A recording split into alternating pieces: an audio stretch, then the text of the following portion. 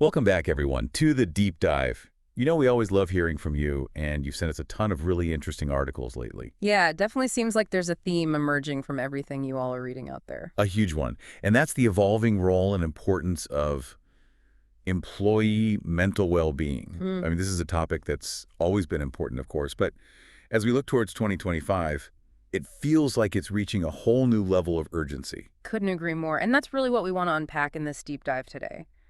Why exactly is supporting your team's mental health no longer just a nice to have perk, but actually a fundamental strategic imperative for any leader who wants to build a thriving and, successful organization in the years ahead?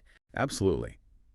So before we dive into the specifics, just want to give everyone a quick overview of the sources we're looking at today. Primarily, we've got a collection of really insightful articles, some from industry publications, some from academic journals, and even a few thought pieces from, some well-known business leaders. Mm. And what's fascinating is that even with those different perspectives, there's a remarkable amount of overlap in terms of the key trends and the challenges, and frankly, the opportunities that lie ahead. Yeah, it's striking how consistent those themes are. And when you look at the catalysts driving this change, a few things really jump out. Obviously, the global pandemic had a profound impact, serving as this kind of stark reminder of just how fragile mental well-being can be and forcing many organizations to, actually start taking it seriously. Right. It was kind of impossible to ignore at that point. Exactly. And then we also have the demands of newer generations entering the workforce. Millennials and Gen Z, they're really prioritizing well-being in their career decisions Yeah. in a way that we haven't really seen before. They're not willing to settle. Right. And we saw this play out during the Great Reshuffle where so many people were reevaluating their priorities. And, a lot of them were specifically seeking out work environments that felt more supportive. And alongside all of that, we have more and more data solidifying that undeniable connection between a healthy and engaged workforce and strong overall organizational performance. It's really not just about doing the right thing. It's about doing what's best for your bottom line as well. It's both, right? It's about taking care of your people and it's about smart business. So the critical question that emerges from all of this is, how do organizations move beyond simply acknowledging the importance of mental health and actually start building workplaces where their teams can truly thrive? That's the crux of it. Yeah, that's the million-dollar question. And to really understand where we're going, I think it's useful to look back at where many organizations have fallen short in the past. And these sources actually do a good job of outlining that shift, that necessary shift from a reactive, often kind of underutilized approach to one that's proactive and truly integrated into the fabric of the workplace. Yeah. And to illustrate that, I think we can look at the classic example of the Employee Assistance Program or, EAP. I'm sure a lot of listeners are familiar with those, at least in concept. Right. That was often the extent of it, just the concept. You get a Mhm. quick mention during onboarding, and then it's kind of just there Yeah. in the background. Exactly. And while EAPs can be valuable, they do have the potential to provide support. The reality is that their effectiveness was often really limited by, well, how few people actually used them. And why do you think that was? Well, there's a few reasons. There might have been a lack of awareness among employees about what the program actually offered, like what kind of support is even available. Or there could have been a lingering stigma, that discomfort associated with seeking help, especially in a work context. Right. It felt very separate from the everyday pressures of work. Exactly. It was this kind of safety net, but one that a lot of people probably didn't feel comfortable actually reaching for until they were already in significant distress. So it was reactive, right? It was waiting for a crisis instead of actually working to prevent one. It wasn't built into the culture at all. Exactly. And what's so interesting is that the expectation for 2025, at least according to these articles, is a much more holistic and embedded approach. So let's start with this idea of radical accessibility and affordability, because this comes up a lot. What does that practically mean for you and your colleagues? Well, the fascinating thing here is that, the sources are very clear that those traditional barriers to accessing mental health support, the cost, the difficulty of access, those really need to be fundamentally dismantled. Okay, so break that down a bit more. What does that actually look like in practice? It's more than just having health insurance that technically covers mental health. Hmm. We're talking about plans with minimal or even no copays for a truly diverse range of therapeutic services. Also, it's about making it financially viable for people to actually seek help when they need it. Right. And it's not just about in-person therapy either. We're also talking about virtual options, which we know are increasingly vital for folks who need that convenience and flexibility. And it includes access to both psychiatry and counseling. So it's really about removing any financial barrier that might prevent someone from getting the support they need in the format that works best for them. Exactly. And the sources also emphasize the importance of easily navigable platforms. Mhm. No one wants to spend hours deciphering a complex insurance website or trying to find in-network providers.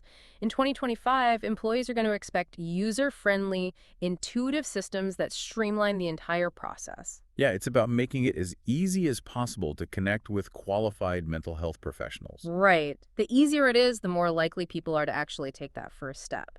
And one more thing I wanted to mention here, because a few of the sources highlighted this, is the growing popularity of dedicated therapy stipends. Oh, yeah, I was curious about that. It seems like a pretty innovative approach. It is, and the reason they're becoming so popular is that element of autonomy they provide. Instead of being limited by an insurance network, employees have a specific amount of funds that they can use to choose their own therapist or coach, even if those providers are out of network. So it gives them more control over their mental health journey. Exactly. It's about empowering individuals to make those decisions for themselves and find the right fit. That makes a lot of sense. Because mental health support, as we all know, isn't a one-size-fits-all solution. And that actually leads us nicely into this next point about personalization and choice. What kind of spectrum of options are employees expecting to see beyond just traditional therapy? Well, the expectation is that employers are going to offer a much broader toolkit of options, recognizing that the needs within any workforce are incredibly diverse. So while traditional one-on-one therapy remains essential, it's no longer enough on its own. Right. So what else are we talking about? Well, think about the rise of digital mental health platforms. We've got apps for guided meditations, for exercises based on CBT or cognitive behavioral therapy, even tools for mood tracking. All of those are becoming increasingly popular. And what about beyond the digital space? Right. So beyond that, you might see more specialized coaching focused on areas like stress management, career development, or building resilience. And some organizations are even offering workshops on topics like stress reduction techniques or financial wellness, because, it's all interconnected. It's all part of the same picture. Exactly. And I think we also need to mention the importance of community. Peer support networks within organizations can be incredibly valuable because they foster a sense of belonging and they create a space for people to share their experiences, which can be so powerful in reducing the stigma around mental health challenges. It's about normalizing those conversations. Right.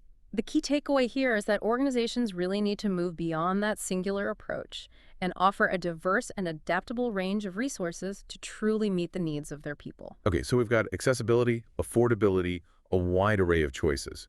Another aspect that really stood out to me from these sources was the idea of flexibility being, a foundational pillar of mental well-being support in 2025. Can you elaborate on why that's so critical? Yeah, absolutely. If we connect this back to those broader shifts we're seeing in the world of work, it becomes clear that the demand for flexibility isn't just about convenience. It's truly about giving employees more autonomy to manage, the complexities of their lives, whether that's personal appointments, caregiving responsibilities, or just reducing the stress of a long commute. Ultimately, it's about that integration, that healthy integration between work and life. It's about having some control over your time and your environment, which, let's be honest, has a huge impact on stress levels. For sure. And the sources are really clear that inflexible work structures can actually be detrimental to mental health. If someone feels trapped in a rigid schedule or location that doesn't work for them, that can lead to so much stress and burnout, regardless of how many mental health apps their employer provides. It just doesn't cancel it out. It's about creating an environment that supports well-being on a fundamental level. Exactly. And that also includes protecting non-working hours and establishing clear boundaries around communication. Hmm. We need to respect people's personal time and prevent that always-on feeling. Right. You can't effectively support well-being while simultaneously creating a work environment that undermines it. You said it perfectly. Okay, and that actually leads perfectly into this next point, which Yeah. I think is one of the most important we're going to discuss today. Destigmatization through culture. Because even the most amazing benefits package in the world is useless if people are afraid or shamed to actually access it. It's true. And what's really insightful here is that the sources all emphasize the need for a genuine cultural transformation. Benefits are just one piece of the puzzle. Without a culture that actively encourages and supports mental well-being, they're not going to be fully effective. And this requires a deliberate and consistent effort, one that really needs to be championed by leadership.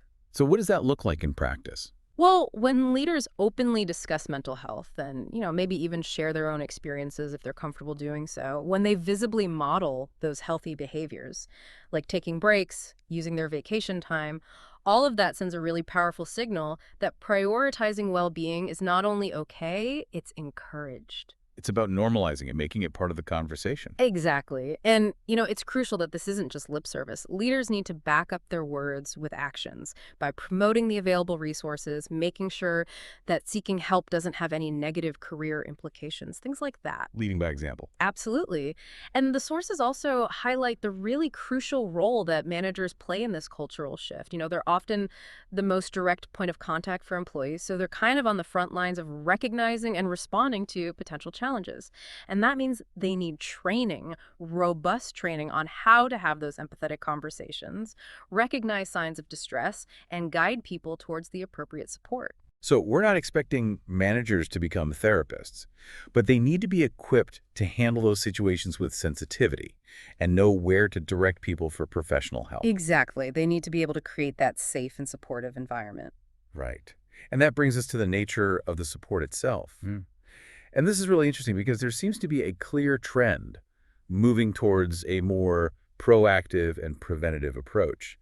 It's not just about intervening during a crisis, but about giving people the tools to, maintain their well-being proactively. Yeah, it's about building resilience. And that means things like providing access to mindfulness tools, teaching stress reduction techniques, offering education on how to prevent burnout, things like that. So it's about equipping people to navigate the inevitable stresses of work and life before those stresses become full-blown crises. Exactly. It's a recognition that mental well-being is an ongoing process, not just this destination that you arrive at. It's a journey. Okay, so we've talked about why those past approaches haven't been enough and what meaningful support really looks like in 2025. But the sources you shared really emphasize that just offering a menu of benefits isn't sufficient. We need to talk about what it truly means to architect a culture of well-being. What are the key components of that? Well, this is where we start to see a real paradigm shift. Moving beyond that checklist of benefits requires a fundamental change in how an organization values and prioritizes mental health at every level. And that means leadership's role needs to evolve. It's not just about approving budgets anymore. They need to be actively championing this culture, consistently communicating its importance, and integrating it into the company's very mission and values. It needs to be seen as essential, not optional. Absolutely. And you mentioned earlier that actions speak louder than words, and that's so true here. If leaders are constantly working late, sending emails at all hours, never taking time off, that completely undermines any message about work-life balance. It creates a culture of hypocrisy. Right. Leaders need to walk the walk, when they Yeah. model those healthy boundaries, when they actually use the wellness resources themselves, that sets a powerful example for everyone else. That makes it real. Exactly. And, we talked about the importance of managers, and that's another critical piece of this puzzle. Investing in their training and development is crucial. They need to be able to foster that psychological safety within their teams, recognize those early warning signs, advocate for manageable workloads, all of that. Some of the articles even suggest that a manager's performance evaluations should include metrics related to their team's well-being. That's pretty significant. It is, and it really underscores how important their role is in all of this. But it's also important to remember that we can't just focus on individual support. We need to address those underlying systemic stressors within the workplace itself. Right. Because you can offer all the mindfulness apps and therapy sessions in the world. But if employees are constantly overwhelmed with unrealistic workloads and deadlines, if there's that pervasive, always-on culture, all of that well-being support is just going to feel, superficial, like putting a Band-Aid on a much bigger problem. Exactly. And so organizations need to be willing to look inward, to honestly assess those fundamental drivers of stress. Are their expectations realistic? Are their teams properly staffed? Are their communication norms contributing to burnout? These are tough questions, but they're essential to ask. It's about addressing the root cause, not just the symptoms. Exactly. And that's where psychological safety comes in. Because if people don't feel safe to voice their concerns, to disagree with colleagues, to admit mistakes without fear of punishment, to ask for help when they need it, all of those underlying stressors are just going to continue to fester. It creates a culture of silence. Right. So building that environment of trust, encouraging open dialogue, demonstrating vulnerability from the top down, all of that is absolutely essential. So it sounds like building a culture of well-being isn't a one-time project, but rather an ongoing evolution. It's a process. It absolutely is. And the sources really emphasize the importance of continuous listening and adaptation. It's not enough to just implement a bunch of benefits and assume the work is done. You need to have those feedback mechanisms in place, surveys, pulse checks, focus groups, regular conversations with managers, all of that. And then you need to actually use that data to refine your approach. So it's about being responsive to the needs of your employees and recognizing that those needs are going to change over time. Exactly. It's a dynamic process. Okay, so let's shift gears a bit and talk about the strategic bottom line here. Why should organizations be making this such a high priority as we move towards 2025 from a purely business perspective? Well, the data is pretty compelling. The sources all point to the same conclusion. Investing in employee mental health isn't just a cost to be managed.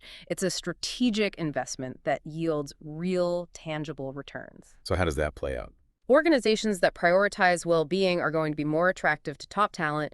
They'll experience higher levels of engagement and morale, which translates directly to increased productivity and innovation, and they'll benefit from lower rates of absenteeism and turnover.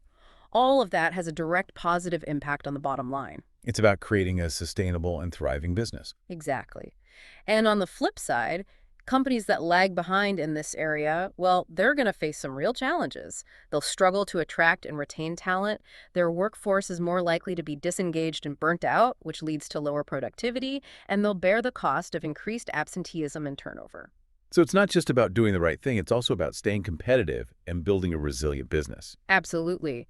And, we can't ignore the impact on reputation. In today's world where everything is so transparent, a company's commitment to employee well-being is a huge part of its overall brand image. People are paying attention. They are. So as we look ahead, some of the trends that the sources point to include this move towards even more personalized support, potentially using data in ethical ways to tailor interventions to individual needs.